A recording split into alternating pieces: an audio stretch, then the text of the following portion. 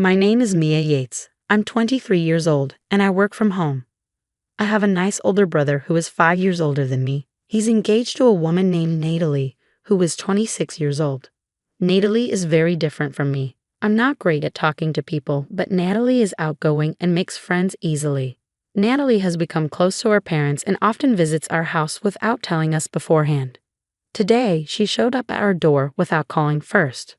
When the doorbell rang, my mom knew it was Natalie and welcomed her in. Natalie came into the living room with my mom and said, "I'm here." Then she looked surprised when she saw me. "Mia, you're still home?" she said without even saying hello. I told her, "I'm working from home." But she just said, "That's enough. You need to get a real job." I didn't know how to respond, so I went back to work without saying anything. My room is special to me. It's soundproof, and I designed it myself, with my parents' permission, of course. I pay for everything. It's like my own private castle, so I keep it locked and don't let anyone else inside. To get in, you have to unlock the soundproof door and then open another door. When I got inside, I let out my frustrations by yelling. I was annoyed that Natalie didn't understand that I was working. At lunchtime, a little light bulb in my room blinked, letting me know it was time to eat. I went to the living room where lunch was ready. My mom suggested we eat together, so I sat down. But then I saw Natalie sitting across from me, looking upset. "You're eating even though you don't have a job. Don't you care about upsetting your parents? You're like a parasite," Natalie said. I stayed quiet and just listened. When my parents said grace, I did too, and then started eating. Natalie didn't seem happy that my parents didn't scold me for not having a job. "Natalie, don't worry about it.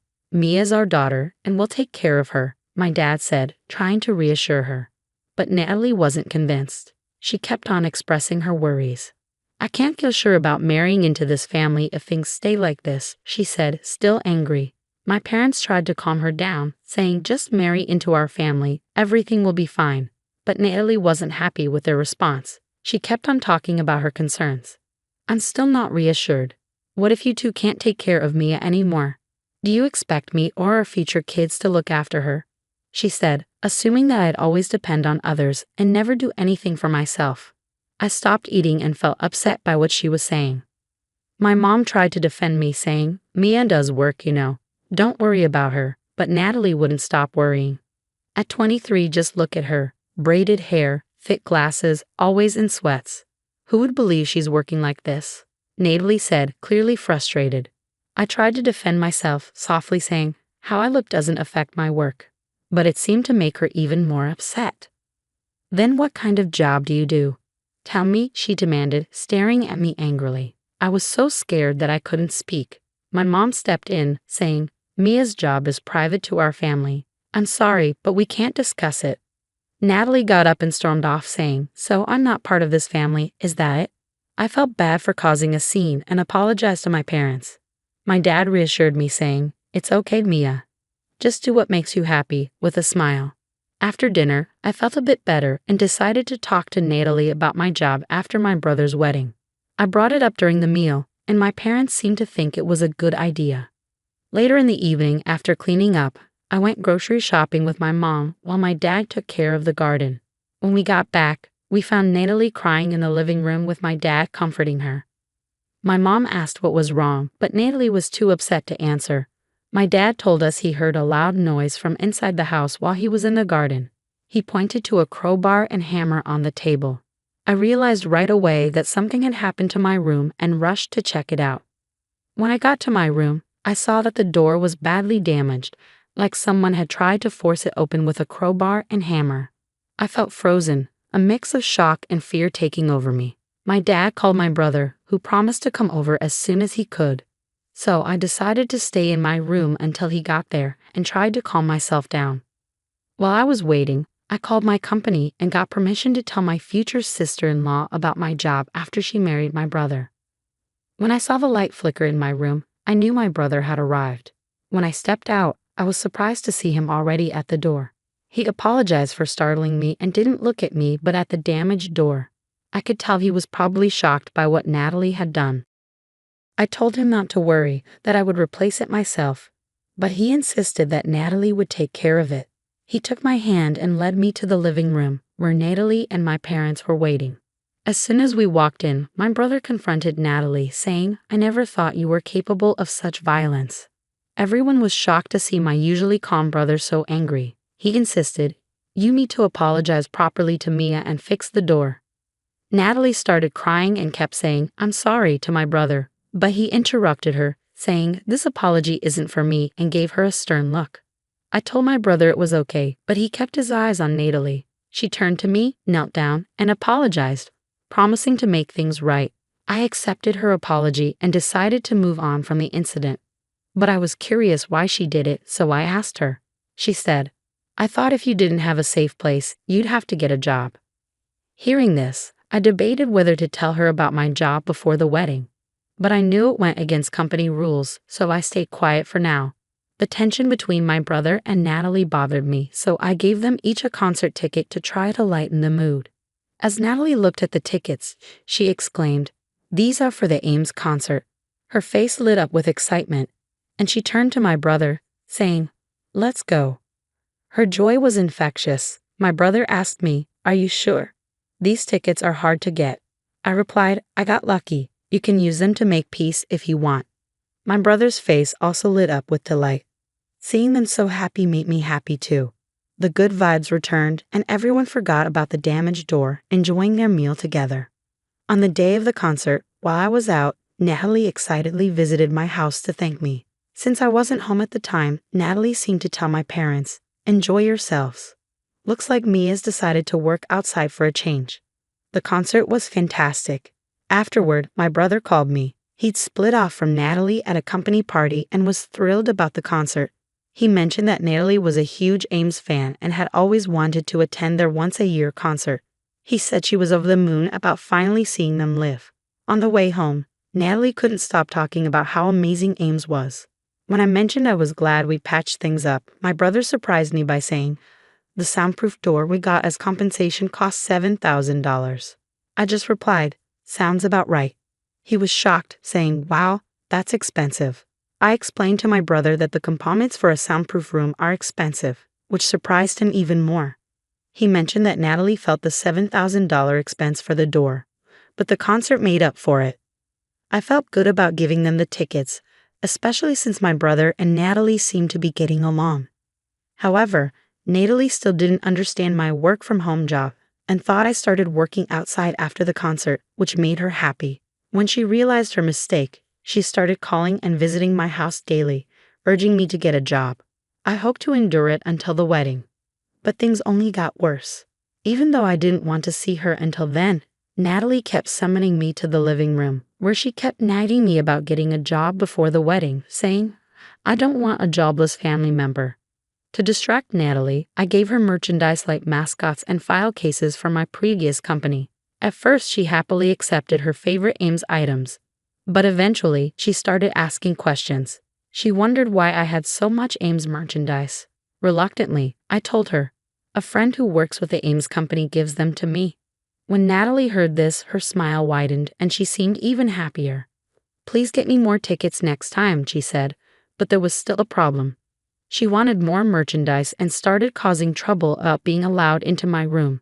I managed to stop her a few times, but I worried she might break the door again. So I gathered my courage and gave her a stern warning. "Natalie, if you break the door again, it won't just be the cost of repairs this time.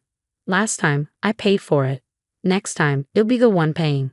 Natalie's face went pale at my words. I wondered if she was really considering doing it again.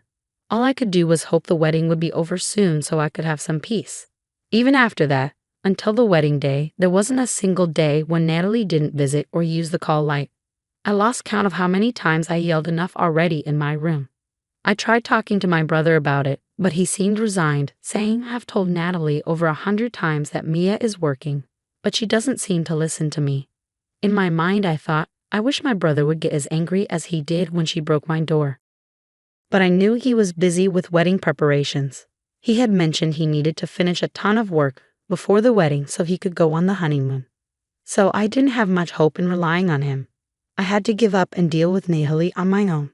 Finally, it was the day before the wedding. As expected, our parents spent the day together, so the four of us had a fun night reminiscing and looking at old photo albums. It was nice to spend time together as a family after a long time. I mentioned, when I get married, my brother will have his own family, so we'll just be the three of us with our parents the day before the wedding. It'll feel a bit lonely. But my brother reassured me, saying, "No, I'll come here and spend the day with you." I was glad he said that. In that peaceful moment, his phone rang. It was Natalie calling. He answered and then handed me the phone, saying, "Natalie wants to talk to you." When I answered the phone, Natalie said, "Hey, something's going on with Ames. There's a big announcement tomorrow. Can you ask your friend who gives you the merchandise what it's about? What if she's quitting or taking a break?" Apparently, Ames' agency had announced on social media that there would be a major announcement the next day.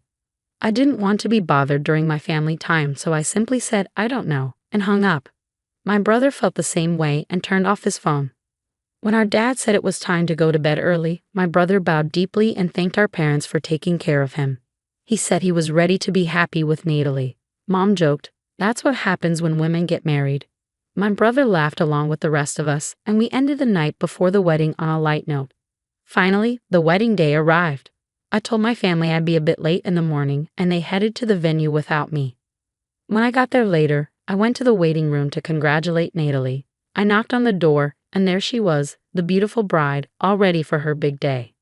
Just when I was going to congratulate the bride, she suddenly changed into a scary monster.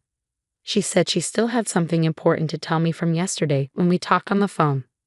I said sorry and asked her what was wrong. She told me to leave. I tried to explain that it was my brother's wedding, but she was mad because I didn't have a job, and she didn't want people to think I was part of the family. I wanted to argue, but then Natalie, the bride, came really close to me and said firmly, "If I tell you to leave, you leave." Then she slammed the door shut. I felt really sad and went to a room they set up for me. There, professionals did my makeup and hair, and I changed into the nice dress I bought for the wedding. But I knew I wouldn't be able to go. While I was getting ready, my parents called. I told them what happened and promised I would still celebrate in my own way, even though I couldn't go to the ceremony. The wedding started without me, but I watched it on a screen in the room. I almost cried when I saw my brother looking for me, but I reminded myself it was a happy day, not a sad one, and watched the ceremony, sending my blessings silently. After all the fun, the lady hosting the event said, "We got a special video for the stars of today's show. Watch the screen, please." The lights dimmed and a video started playing. Everyone in the room cheered when they saw Ames, who Natalie adored, appear on the screen with a message. "Surprise, it's me, Ames. Congratulations on getting married, bro and Natalie." Natalie looked shocked and glanced at my brother, who seemed to be saying, "That's Mia. I've been looking forward to this day, but I couldn't make it because of some urgent stuff." I made up an excuse for not being there and shared a simple message of congratulations. Then, I admitted, "Natalie, I never told you, but I'm now part of your family. But I'm moving overseas soon, so we probably won't see each other much. You can ignore me if you want." Oh, and I wasn't just lazing around. I was working in my home studio. I couldn't help but add a little sarcasm. But I ended by saying, "I really wish you both all the happiness. I'm a singer-songwriter named Ames, and I got popular on social media. My stage name, Ames, is just my real name, Maya, spelled backward." When the lights turned on again, everyone was staring at Natalie. She looked shocked and really surprised. My part was done, so I left the place with the hair and makeup people and other workers. Later, my brother called me. He said after we left, Natalie was supposed to thank the guests and say goodbye, but instead, she was running around looking for me. When she found out I had left, she started crying in front of everyone. I also heard from friends that now everyone knows Natalie as the bride who Ames doesn't even consider family. My speech from the wedding got super famous on social media. They say she's feeling really sorry about what she did and can't even go out in her neighborhood anymore.